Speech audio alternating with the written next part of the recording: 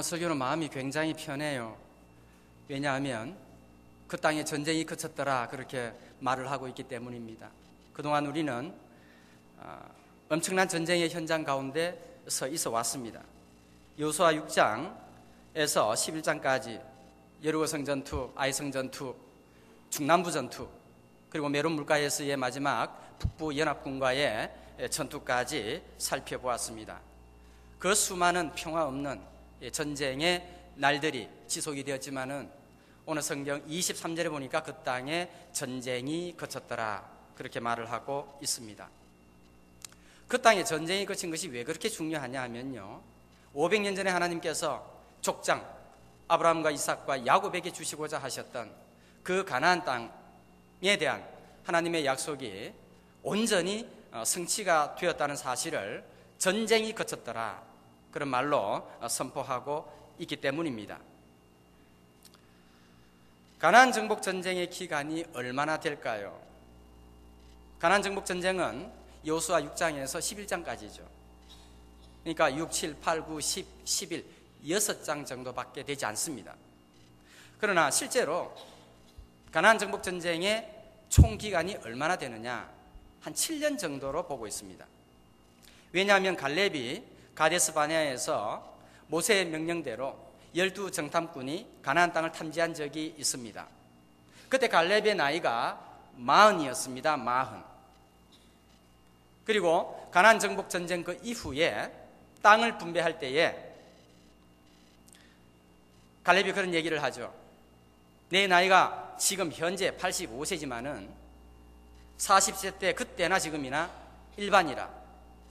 이 산지를 내게 주소서 이렇게 하는, 계속 부르려고 하면 시간이 없기 때문에. 그때 갈렙의 나이가 85세였거든요. 그렇다고 한다면은 한 45세 정도 차이가 나요. 우리가 잘 아는 대로 가데스 바네아에서 불순종의 사건으로 말미암아 이스라엘 백성들이 38년 동안 광야에서 방황하다가 죽임을 당하는 사건이 나오죠. 38년입니다. 그러니까 45년에서 38년을 빼면 몇 년요? 몇 년요? 찬양대에서 몇 년요? 7년. 예. 사실은 제가 조금 전에 제가 말씀드렸죠. 7년이라고. 가나안 정복 전쟁의 7년의 모든 과정을 요약해 주는 본문이 오늘 16절에서 23절까지의 말씀입니다. 오늘 정말 잘 오셨어요. 왜냐하면 7년 가나안 정복 전쟁의 마지막 정리하는 시간이기 때문입니다. 마지막이 중요해요. 그리고 공부 잘하는 학생들은 항상 썸머리를 잘해요. 정리를 잘하죠. 공부 못하는 학생은 아무리 열심히 해도 정리가 안 돼요. 저는 정리를 잘 하는 편이라 정리한 것을 본 친구들은 A 받고 저는 B 받고. 아무튼 마지막 정리하는 것이 얼마나 중요한지 몰라요. 7년 동안의 가나안 정복 전쟁의 마지막 정리, 요약해 주는 본문이 오늘 본문입니다. 7년 동안의 가나안 정복 전쟁이 가져다 주는 하나님의 핵심 메시지가 무엇일까요?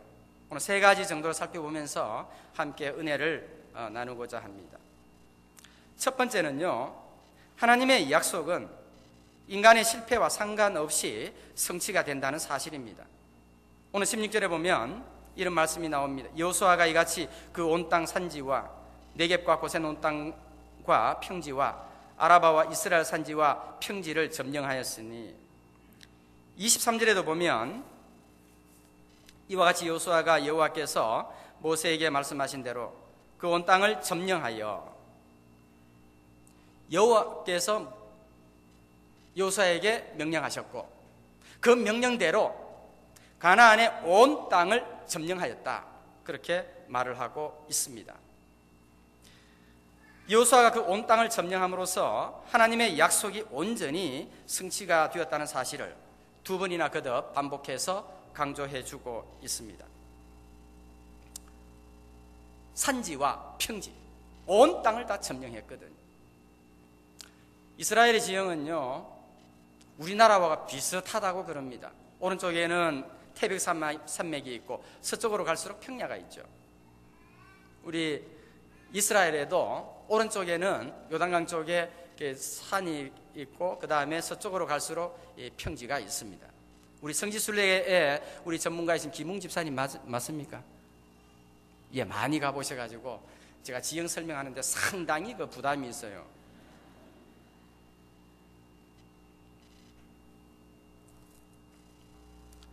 그 여호수아는요, 산지와 평지 온 땅을 점령했다. 여호수아는 말씀의 사람이었고 순종의 사람이었고 리더십이 아주 뛰어난 리더였습니다. 그러나 7년의 전쟁을 하는 동안 실패와 실수가 전혀 없이 그 정복 전쟁을 이끌었는가? 아니라는 것입니다. 오늘 요약해 주고 있는 본문은 다 점령했다고 하지만은 실제 자세히 들여다보면은 실수가 있었고 실패가 있었음을 우리가 금방 알 수가 있습니다. 아이성전투에서 기도하지 아니하고 사람의 말, 정탐꾼들의 얘기만 듣고 전쟁을 시도했다가 그 전쟁의 1차 실패한 사실을 성경이 분명히 기록하고 있습니다. 어디 그뿐이 아닙니다. 19절에 보면 기브온과의 화친 사건이 나타나고 있습니다. 이것도 기도하지 아니하고 기브온 사람과 화친을 맺음으로써 백성들이 족장을 향하여 원망불평하는 그런 위기의 상황을 맞이할 때도 있었습니다. 미국 와서 신학교에서 공부를 하는데 그 교수님이 그런 말씀을 하시면서 많이 강조를 하셨어요.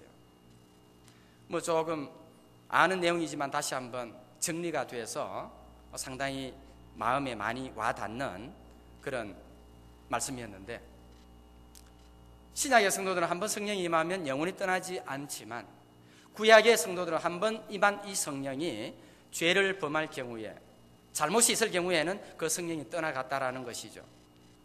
그러나 구약 성경에 한번 임한 성령이 영원히 떠나지 않는 세 사람이 있었다는 거예요. 그 사람이 누구냐면 요셉과 다니엘과 오늘 본문에 등장하고 있는 여호수아입니다. 여호수아는 그야말로 성령의 사람이거든요. 또 말씀대로 행하여 그 온 땅을 점령했기 때문에 말씀의 사람을 그렇게 볼 수 있습니다. 그럼에도 불구하고 실패와 실수와 잘못이 없었느냐? 잘못이 있었다라는 거예요. 기도하지 않고 실패했던 그 인생의 역사가 연거푸 거듭 반복되는 그런 실수와 실패가 있었다라는 것이. 그럼에도 불구하고 하나님의 약속은 온전히 성취가 되어졌어요. 그 이유가 무엇일까요? 20절에 나타나고 있는데, 그들의 마음이 완악하여 이스라엘을 대적하여 싸우러 나온 것은 여호와께서 그리하게 하신 것이라, 그렇게 말을 하고 있습니다. 여호와께서 그리하게 하신 것이라. 이 전쟁의 주체는 하나님이시고 그 전쟁의 대리자로서 싸웠던 사람은 여호수아였다, 이렇게 볼 수가 있습니다. 우리가 가나안 정복 전쟁의 여러 특징들을 살펴보게 되면 이 여리고성 전투와 이 아이성 전투는 이스라엘 백성들이요 직접 가서 싸웠어요. 뭐 돌기도 했지만은, 직접 가서 싸웠지만은, 다른 모든 전쟁들은 이스라엘 백성들이 직접 가서 전투하기보다는 그 소식을 전해들은 가나안 족속들이 군대를 조직하고 연합하고 동맹군을 만들어서 이스라엘을 치러 공격해 왔다라는 것입니다. 만약에 지형지물에 익숙한 이 가나안 족속들이요 숨는다든지 게릴라 전투를 벌였다라고 할 때에 많은 이스라엘 백성들의 그 병사들이 아마 전사는 불가피했을 것이고 전쟁의 기간은 더 길어졌을 것입니다. 그러나 하나님께서 그들의 마음을 완고하게 해서 이스라엘에 대한 소문을 전해 듣고는 일심으로 군대를 조직해서 연합해서 이스라엘을 치러 올라오게 하는 것은 다름 아니라 여호와께서 그리하게 하신 것이라, 그렇게 말을 하고 있습니다. 가나안 정복 전쟁의 승리의 주인공이 여호수아임에는 틀림이 없지만은 그 전쟁을 이기게 하시는 분은 바로 하나님이셨다라는 사실을 오늘 본문이 분명히 말씀해 주고 있습니다. 하나님은 여호수아에게 형통과 평탄의 말씀을 주셨죠. 너는 내 율법책을 내 입에서 떠나지 말게 하고 주야로 그것을 묵상하여 그 가운데 기록한 대로 다 지켜 행하라. 그리하면 내 길이 형통하게 될 것이고 내 길이 평탄하게 될 것이라 약속의 말씀을 주셨습니다. 그리고 말씀대로 행하여 다 점령을 했습니다. 2번이나 강조하고 있음에도 불구하고 그 속 내면을 지켜보게 되면은 이 여호수아가 가졌던 연거푸, 기도에 대한 실패, 그리고 여러 다른 잘못과 실수가 있었음을 부정할 수가 없다라는 것입니다. 우리의 삶도 마찬가지입니다. 하나님의 말씀대로 행하여 받는 분복이 분명히 있지만은 우리의 삶의 환경을 조금 더 자세히 진지하게 고민하고 들여다보게 되면은 실수가 있고 실패가 있고 넘어짐이 있고 낙심이 있고 절망이 있었음을 고백하지 않을 수 없습니다. 그럼에도 불구하고 하나님이 주신 그 신앙의 목표를 향하여 달려갈 수 있는 것은 우리의 노력과 우리의 능력이 아니라 여호와께서 그리하게 하신 것이라. 할렐루야. 하나님이 도와주셔야 되고 하나님이 함께 해주셔야 그 전쟁에서 능히 승리할 수 있게 된다는 것을 우리에게 말씀해 주고 있습니다. 우리의 삶은 여전히 현재도 실수가 있고 잘못이 있고 넘어짐이 있을 수가 있습니다. 그러나 표대를 향하여 나아가는 성도에게 있어서는 오직 한 일, 즉 뒤에 있는 것은 잊어버리고 앞에 있는 표대를 향하여 다름질할 때에 그리스도 예수 안에서 하나님이 부르신 부름의 상을 위하여 내가 달려간다, 그렇게 말씀하고 있습니다. 실수가 있고 잘못이 있고 실패가 있다 할지라도 이 믿음의 경주를 힘있게 달려나가게 됨으로 말미암아 약속된 하나님의 말씀이 성취되는 일에 쓰임받는 저와 여러분의 삶이 될 수 있기를 주님의 이름으로 축복합니다. 두 번째는요, 부딪히기 전에는 포기하지 말라라는 것입니다. 오늘 보면 21절 보겠습니다. 그때에 여호수아가 가서 산지와 헤브론과 드빌과 아납과 유다 온 산지와 이스라엘의 온 산지에서 아낙 사람들을 멸절하고 그가 또 그들의 성읍들을 진멸하여 바쳤으므로 22절에 보니까 이스라엘 자손의 땅에는 아낙 사람들이 하나도 남지 아니하였고 그렇게 말을 하고 있습니다. 7년 동안의 가나안 정복 전쟁에 있어서 물리쳤던 가나안 원주민 부족들이 많아요. 그런데 마지막 정리하면서 아낙 자손을 진멸했다고 하는 사실을 2번이나 강조하고 언급하고 있는 이유가 무엇일까요? 이스라엘 백성들은요, 가나안 땅에 들어오기 이전부터 아낙 자손에 대한 얘기를 들었습니다. 민수기 13장에 보면 12정탐꾼이 가나안 땅을 탐지하게 되죠. 10명의 정탐꾼들이 모세에게 보고하기를 그들은 강하고 그들은 우리보다 강하기 때문에 우리가 능히 그 땅을 차지하지 못하리라, 그렇게 보고를 했습니다. 그 땅은 거민을 삼키는 땅이요 모든 백성은 신장이 장대한 사람이라. 아낙 자손을 보았는데 우리는 스스로 보기에도 메뚜기와 같았다, 그렇게 말을 하고 있거든요. 신장이 장대한 아낙 자손들을 바라보고 이스라엘 백성들에게 있어서는 그 자체가 공포요 두려움입니다. 키가 크면 대수냐라는 거예요. 아니죠. 키 얘기하면 또 열내는데, 제 키 크신 분은 상당히 존경해요. 뭘 드시고 그렇게 크셨는지 뭐.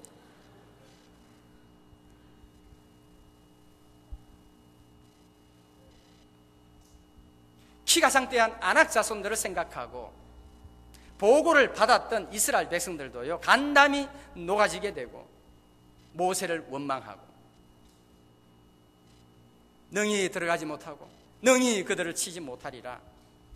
우리는 스스로 보기에도 메뚜기와 같았다라고 보고했던 10명의 정탐꾼과 그 말에 동조했던 수많은 이스라엘 백성들이 정말 가나안 땅에 들어가지 못하고 광야에서 다 죽임을 당했거든요. 그러나 여호수아와 갈렙은 달랐어요. 그러하다 할지라도 하나님께서 우리와 함께 하시면은 우리가 그 땅을 능히 차지할 수 있으리라. 너희 그 땅을 취할 수 있으리라. 아멘 나와야 되는데 지금 하나님이 함께 하시면 너희 들어갈 수 있으리라. 너희 칠 수 있으리라. 그들은 우리의 밥이라 그래요. 그들은 우리의 밥이라라고 리포트했던 여호수아와 갈렙은 그들이 고백했던 것처럼 가나안 땅에 무사히 들어가지 못하리라고 했던 10명의 정탐꾼과 이스라엘 백성들은요 진짜 들어가지 못했다니까요. 농담이 아니에요. 진짜 못 들어가고 광야에서 다 죽었다니까요. 이때 하나님께서 굉장히 중요한 말씀을 하세요. 하나님이 그냥 말씀하실 때 여호와께서 누구에게 이르시되 뭐 이런 식으로 성경이 기록되고요. 이 장면에서만큼은 하나님이 이렇게 말씀하세요. 나의 삶을 두고 맹세하노니. 나는 여호와의 삶이 구체적으로 무슨 삶인지를 아직도 잘 모르겠어요. 근데 하나님이 그렇게 말씀하거든요. 내 삶을 두고 맹세하는데 너희 말이 내 귀에 들린 대로 내가 시행하겠다라고 말. 스스로 보기에도 메뚜기와 같았다. 우리는 너희 들어가지 못하리라. 그들은 우리보다 강하다라고 말했고 들었던 사람들은요 광야에서 들어가지 못하고 죽임을 당하게 된 것입니다. 부딪혀 봐야 되잖아요. 오늘 성경에 보니까 아낙 자손들 다 진멸했대요. 멸절했대요. 아낙 자손들이 살고 있는 그 성읍들 하나도 남기지 아니하고 다 진멸했대요. 이스라엘 백성들이 사는 땅에도 아낙 자손들이 한 명도 없이 다 진멸시키고 말았던 것입니다. 부딪히기 전에는 포기하지 말라는. 부딪혀 보면은요 별것 아니에요. 상대가. 할렐루야. 우리 앞에 어떤 우리를 공포스럽게 하고 두렵게 한 그 아낙 자손이 누구인지는 모르겠어요. 무엇인지는 모르겠어요. 그러나 포기하지 않고 부딪히면요 별것 아니라니까요. 오늘 성경에 보니까 다 진멸시켰다 그렇게 말을 하고 있습니다. 부딪히기 전에 포기하는 사람은 항상 메뚜기 컴플렉스에 걸려 있을 수 있습니다. 나는 못한다라는 못해. 그래서 못해 신앙이 못해. 나는 다 못해. 그냥 안 돼. 나는 못해. 부딪히자 하나님께서 함께 하신다고 한다면은 그 어떤 공포와 두려움의 대상이 된다 할지라도 스스로 보기에 메뚜기가 아니라 그들은 우리의 밥이라 할 수 있다. 왜? 능력이 내게서 나오는 것이 아니거든요. 하나님에게서 나오는 것이거든요. 그렇기 때문에 여호와께서 함께 하시면 우리가 할 수 있다. 이렇게 고백을 하게 되는 것입니다. 너희 말이 내 귀에 들린 대로 내가 시행하겠는데 이 말씀은 나의 삶을 두고 맹세한다. 이렇게 말을 하고 있습니다. 이 말씀만큼은 정확하게 하나님의 백성들에게 내가 반드시 적용하겠다라는 거예요. 우리의 생각과 우리의 계획이 하나님의 말씀에 근거해서 믿음으로 나갈 때는 된다라는 거예요. 된다라고 하면 되고 안 된다 그러면 안 되는 것입니다. 우리 지난 금요일 우리 청년의 가장 공부가 있었거든요. 우리 가장이 에서는 기도 제목을 다 나눕니다. 한 자매가 그리고 부회장, 이 영화 자매인데 우리 청년의 부회장이 별명이 무비예요. 영화니까. 기도 제목이 뭐냐 그랬더니 지금 교수님이 큰 프로젝트를 준비 중인데 4명의 학생을 모집한다라는 거예요. 하고 싶은 마음도 없지 않아 있지만은 자신이 없다라는 거예요. 제가 추라이하라 그랬어요. 이 말씀을 묵상하고 있었거든요. 부딪히기 전에는 포기하지 말라 그 말씀이 생각나서 추라이하라고. 왜 벌써부터 포기하느냐고. 함께 기도하자고. 이 자매 말이 나와서 하는 얘기인데 이 자매 상태가 굉장히 괜찮아요. 84년생 새벽에 나와서 기도하는. 관심 있으신 분은 우리 문성훈 집사님과 제게 말씀해 주시면은 연결시키도록 하겠습니다.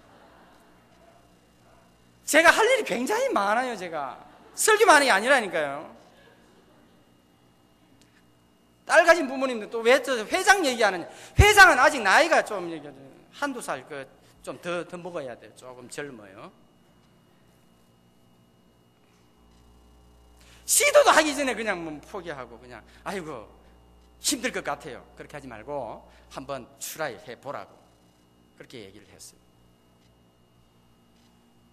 키가 크면 무슨 대수냐. 가서 부딪혀 보면은요 다 진멸되는데 왜? 하나님이 함께 하니까. 부딪혀서 시도도 해보지 아니하고 우리는 스스로 보기에도 메뚜기와 같고 이래서 못하고 저래서 못하고 그들은 우리보다 강하고 강한 거는 실제 상대해봐야 누가 강하고 누가 약한지를 알 수 있을 거 아니에요. 그 많은 부족 가운데 안악 자손을 언급한 이유가 바로 여기에 있습니다. 부딪히기 전에는 포기하지 말라라. 할렐루야. 너희 말이 내 귀에 들린 대로 내가 시행하겠다.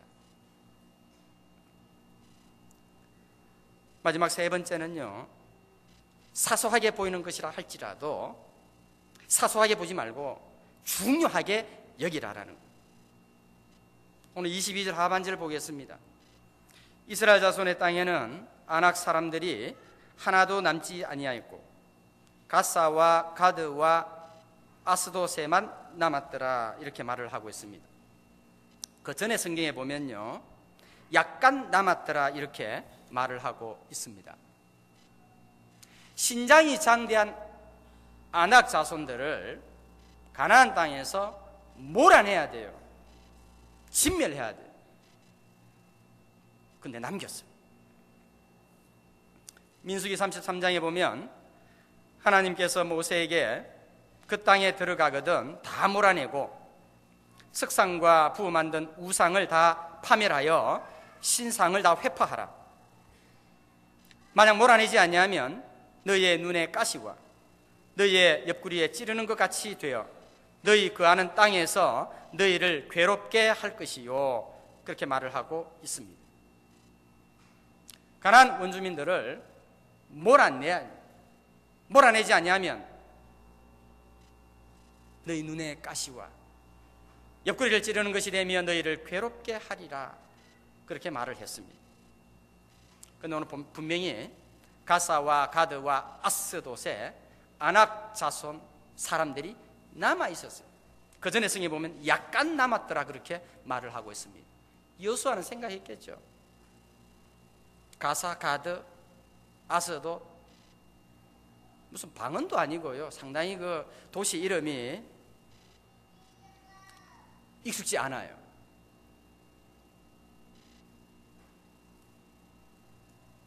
아낙 자손들을 다 몰아내야 되었겠지만은 남겨둔 것이 이후에 사사기 사무엘 상하에 나타나고 있는데 어떻게 이스라엘 백성들의 눈에 가시가 되고 어떻게 이스라엘 백성들의 옆구리에 찌르는 것이 되어서 이스라엘을 정말 괴롭게 했는지를 잘 설명해 주는 역사가 사사기의 역사요, 사무엘 상하의 역사가 되겠습니다. 가사 하면은요, 뭐 가사 뭐 이렇게 주부분들이 조금 이렇게 스트레스가 될지는 모르겠는데 이 가사는 블레셋 지경에 속한 도시 이름인데 삼손이라는 사람이 가사로 내려갔어요. 사사기에 보면 그곳에 가서 하나님의 메시지를 전했느냐? 전하지 않고 기생과 동침하는 사건이 발생하게 됩니다. 삼손이 어떤 사람이냐? 그 사람은 나실인입니다. 특별히 이스라엘을 구별했지만은 이스라엘이 그 사명을 감당하지 못하니까 하나님이 레위 지파를 아예 구별을 했어요. 이 레위 지파도 제사장적 사명을 감당하지 못하니까 하나님이 아예 나실인 제도를 통해서 특별히 구별해 놓은 사람입니다. 이 사람은요, 포도주, 독주를 마시지 못했고 부정한 것 먹지도 만지지도 못했습니다. 그리고 머리에 식도를 대지 못했던 사람들이 나실인이거든요. 이 나실인 삼손이 가사로 내려가서 기생과 동침하는 사건을 통해서 상처와 아픔의 결정적인 계기가 되었던 것입니다. 두 번째 이 가드. 이 가드는요, 블레셋의 한 도시 이름입니다. 사무엘상 17장 10주 그 이후에 보게 되면 이스라엘과 블레셋이 전투를 벌이고 항우를 벌이는데 블레셋에서 나온 싸움 도두는 자가 있었어요. 그 사람의 이름이 골리앗입니다. 키가 2m 한 7, 80 정도가 돼요. 거의 무장한 그런 장군이었습니다. 이 골리앗이요, 대치에 있던 이스라엘 백성들에게 하나님의 이름을 모욕합니다. 40일 동안 조석으로. 그럼 이스라엘 군대의 숫자는 몇이냐? 40만 명이에요. 그 40만 명 중에서 한 사람도 골리앗을 상대해서 하나님의 영광, 하나님의 이름을 땅에 떨어뜨리는 그 골리앗을 상대해서 쓰러뜨릴 사람이 한 사람도 없어요. 이때 등장한 사람이 이제 다윗으로 나타나고 있습니다. 아무튼 이 가드 사람 골리앗이죠, 골리앗. 하나님의 영광을 땅에 떨어뜨리게 한 그 골리앗이 어디 출신이냐? 이 가드 출신이거든요.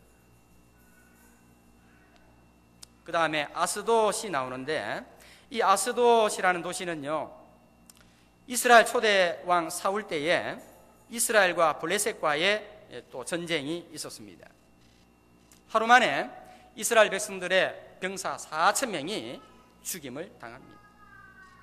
다시 전열을 가다듬고 참모 회의를 하게 됩니다. 어떻게 블레셋을 쳐서 이길 수 있을 것인가? 결론에 도달했습니다. 그것은 여호와의 언약궤를 우리 진중으로 들어오게 하는 것. 그럼 이 전쟁에서 승리하게 될 것이다. 표결은 제가 확인해 보지는 않았지만은 아마 만장일치로 아마 되었을 것 같아요. 여호와의 궤가 여호와의 백성 진중으로 들어오는, 땅이 요동할 만큼 소리를 지르고 함성으로 외칩니다. 사기가 하늘을 찌릅니다. 사기가 충천했습니다. 전쟁을 했죠. 이번에는요, 이스라엘 백성들의 병사 3만 명이 죽임을 당합니다. 엘리의 두 아들 홈니와 비느하스도 죽임을 당하고, 여호와의 언약궤는 뺏겼고 엘리 제사장은 의자에서 넘어져서 목이 부러져 죽는 그런 사건이 발생하게 됩니다. 여호와의 언약궤는요, 아스돗에 있는 다곤의 신당에 안치가 되었습니다. 하나님의 그 임재의 상징이 그 다곤 신당에 안치되는 그 수치와 그 상처와 아픔이 이 아스돗에서 있게 된 것입니다. 정말 400년 전에 오늘 본문처럼 여호수아가 가사와 가드와 아스돗에 남아있는 키 큰 아낙 자손들을 다 몰아냈다고 한다면은 이런 역사를 되풀이하지 않았을 것입니다. 가사와 가드와 아스돗에 남아있는 몇 사람의 아낙 자손들로 인하여서 20년 후에 400년 후에 실제로 이스라엘 백성들에게 있어서 눈에 가시가 되었고 옆구리에 찌르는 것이 되어서 이스라엘 백성들을 고통과 괴롭게 하는 것으로 쓰임받는 도구가 된 것입니다. 하나님이 분명히 말씀하셨거든요. 몰아내라고, 진멸하라고. 근데 약간 남겨둔 거, 약간. 생각해 보니까 별로 대수롭지 않게 여겼고, 또 전쟁을 해봐야 귀찮기만 하고 별로 영향력도 없고 이스라엘 백성들이 정착하는데 별 불편함이 없어요. 그러니까 그냥 약간 남겨둔 것입니다. 나중에는요, 나시린조차 하나님의 말씀에서 떠나게 하는 결과가 되고, 그 나시린이 두 눈이 뽑히고 처참한 최후를 맞이하게 되는 결정적인 동기가 여기에서부터 시작이 된 것입니다. 골리앗이 왜 등장했어요? 가드에 남아있는 아낙 자손들을 진멸하지 못했기 때문에 세월이 흘러 골리앗이 나타나게 된 것입니다. 40일 동안 모욕을 해도 40만 명이 되는 이스라엘 군대, 그 어느 누구 하나 병사도 장교도 장군도 연대장도 대대장도 사단장도 나서서 감당을 못했습니다. 하나님의 언약궤가 이방의 땅에서 하나님의 영광이 땅에 떨어져요. 수치와 상처의 역사가 이루어진 것은 오늘 본문에서 말하고 있는 남았더라 몇 명 남았, 이것 때문에 사실은 그 이후에 그런 역사가 진행이 된 것입니다. 저는 한 번씩 그렇게 생각해요. 하나님이 좀 사인을 좀 주시. 약간 남았더라 그러면은 아낙 자손들 몇 사람이 이스라엘 경내에 게릴라전으로 와서 또 전쟁을, 그러면 가서 진멸할 거 아니에요. 남겨두었지만은 하나님은 가만히 지켜보고 계십니다. 인내의 하나님이시거든요. 그런데 20년이 지나고 400년이 지난 이후에 하나님의 말씀대로 눈의 가시와 허리에 찌르는 것이 되어서 괴롭게 했다, 그렇게 말씀하고 있는 것이거든요. 오늘 우리의 신앙의 삶 가운데 대수롭지 않게 여기는 것이 있을지 모르겠어요. 주일학교 아이들, 아빠 엄마 오늘 교회 가야 돼. 오늘 교회 가기보다는 지금 베케이션 가야 돼. 이 미국에는요, 베케이션 하면요 그냥 일단은 오케이 해야 돼. 분위기가 그런 것 같아요. 제가 학교에서 행정 처리를 위해서 한국에서 곧바로 와서 처리할 일들이 많잖아요. 학생체에 가서 이제 좀 이렇게 처리를 하려고 했더니 담당자가 베케이션이래요. 옆에는. 아, 그렇구나. 그러면 전화를 하면 되겠구나. 전화번호 알고 있습니다. 베케이션 때는 또 전화 안 받는 것이 또 예의잖아요. 또 저 그 몰랐어요. 메일을 썼어요. 제가 베케이션 때는 또 메일 답장 안 하는 것이 또 예의인 줄은 그때 몰랐어요. 저는 속이 타요. 지금 행정적으로 빨리 처리해야 되는데. 우리의 신앙생활 가운데 물론 베케이션 할 수 있습니다. 또 하셔야 되고요. 너무 안락하고 너무 편안한 그것이 예배 드리는 이것보다 더 편안하고 더 기쁨과 평강을 준다는 것은 우리에게 대수로운 일이 아니라는 사실입니다. 주일학교 아이들 교회 한두 번씩 빠지고 어른들 때문에 대수롭지 않게 여길 수 있습니다. 무시할 수 있습니다.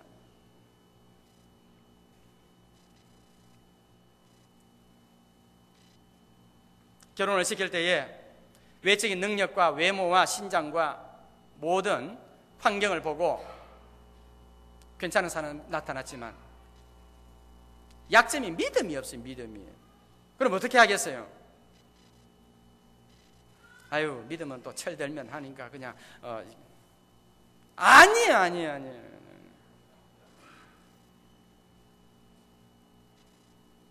외모와 능력과 환경을 보고 결혼을 했지만은 나중에서는 감당할 수 없는 골리앗이 되어 나타나면 누가 감당할 수 있겠냐고요. 가드에 있는 약간의 아낙 자손들 남겨뒀어요. 그냥. 무시했어요. 나중에는요, 무시할 수 없는 골리앗으로 나타났을 때에 40만 명의 이스라엘 군대가 꼼짝하지 못하는 그런 결과가 나타나게 된 것입니다.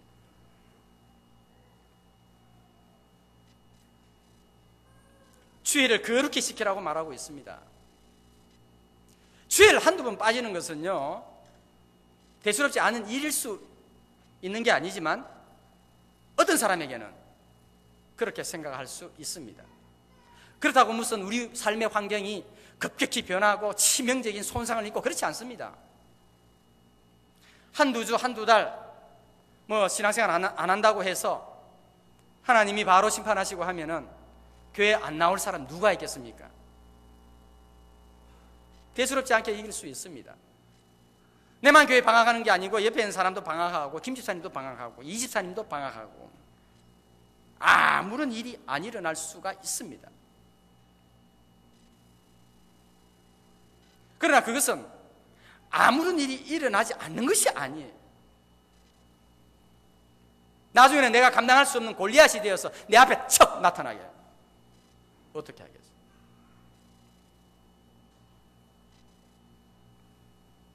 우리 신앙생활 하면서 저와 여러분들의 삶이 정말 대수롭지 않게 여기는 것, 무시할 수 있는 그런 것들이 오히려 더 중요할 수 있다는 사실을 오늘 본문이 우리에게 분명하게 가르쳐 주고 있습니다. 오늘 우리가 7년 동안의 가나안 정복 전쟁을 마무리하면서 7년의 전쟁을 통해서 우리에게 메시지로 주셨어요. 실제로 우리가 7년 동안 전쟁을 해야 얻을 수 있는 값비싼 대가를 지불하고 얻을 수 있는 이 교훈을요, 이 짧은 25분의 시간 동안 우리는 교훈을 받을 수 있게 되는 것이 얼마나 감사한지 몰라요. 우리의 삶 가운데 실패가 있고 실수가 있다 할지라도 하나님의 뜻은 승치가 된다는 사실을 생각하고 하나님의 뜻을 이루는 도구로서의 삶과 부딪히기 전에 결단코 포기하지 않고 믿음으로 다름질해 나가는, 그리고 삶 가운데 사소하게 여기는 것이 오히려 더 중요할 수 있다는 사실을 기억하고 우리 믿음의 영적인 전투에서 날마다 승리하며 살아가는 저와 여러분의 삶이 될 수 있기를 주님의 이름으로 축복합니다. 기도하겠습니다.